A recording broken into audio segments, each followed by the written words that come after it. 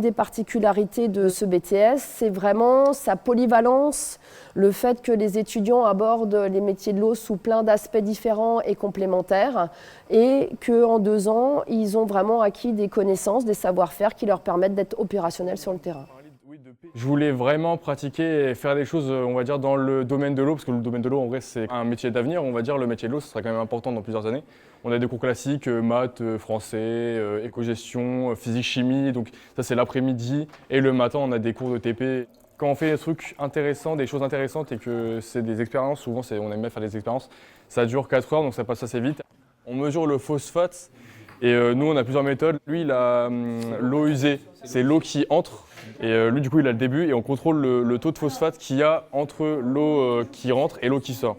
Donc là, on a des appareils, des réactifs à ajouter pour montrer la présence. Le contenu des cours est organisé autour de matières professionnelles.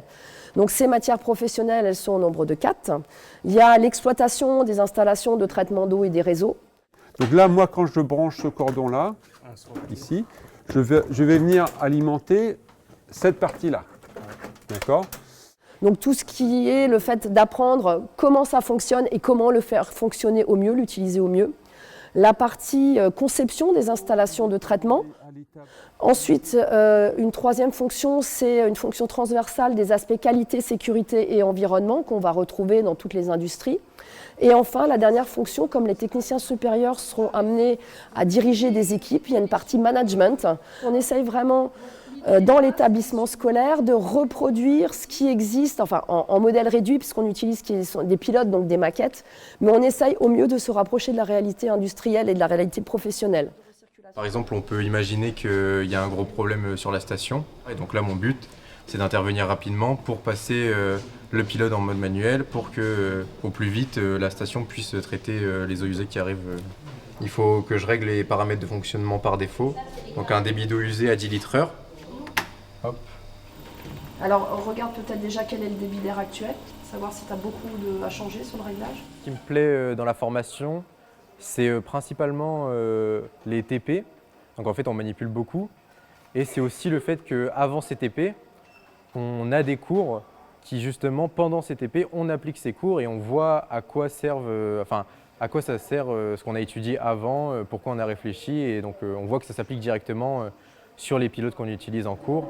Alors les métiers de l'eau, c'est différents secteurs d'activité qui sont assez méconnus mais qui sont indispensables à notre vie quotidienne. Donc il y a aussi bien la production d'eau potable et la distribution d'eau potable, donc ce qu'on utilise tous les jours, l'eau du robinet. Et ensuite, après les utilisations humaines, il y a tout l'aspect collecte et retraitement des eaux usées pour préserver l'environnement. À ça s'ajoute tout ce qui est besoin des eaux des industriels, qu'ils ont besoin de personnes pour gérer leur station d'épuration. Donc ça, c'est vraiment pour les métiers les plus évidents et les plus courants. À ça s'ajoutent des organismes de contrôle de la qualité de l'eau, qui contrôlent aussi bien l'eau potable que les eaux de piscine, les eaux de baignade. Les stages sont obligatoires et ils sont importants parce qu'à l'examen, il y a une soutenance de rapport de projet. Ça apporte vraiment, alors surtout en première année, une prise de conscience de la réalité du monde professionnel. J'ai fait un stage du coup en première et deuxième année, il faut qu'il soit dans la même entreprise normalement. J'ai fait un stage dans un syndicat mixte d'assainissement, de communauté de communes. Moi j'étais plus dans des bureaux, mais je surveillais des stations d'épuration qui étaient gérées par un délégataire. Ça leur permet, de voir la différence d'échelle, mais ça leur permet aussi, je crois, d'apprécier à quel point leur formation est proche de la réalité professionnelle. On a des étudiants qui, à l'issue du stage de deuxième année, ont une proposition de CDI, donc ils peuvent aller travailler. Ceux qui n'ont pas de proposition de CDI, ce n'est pas les emplois qui manquent, ils peuvent aller travailler aussi très facilement. Et l'insertion professionnelle est très rapide.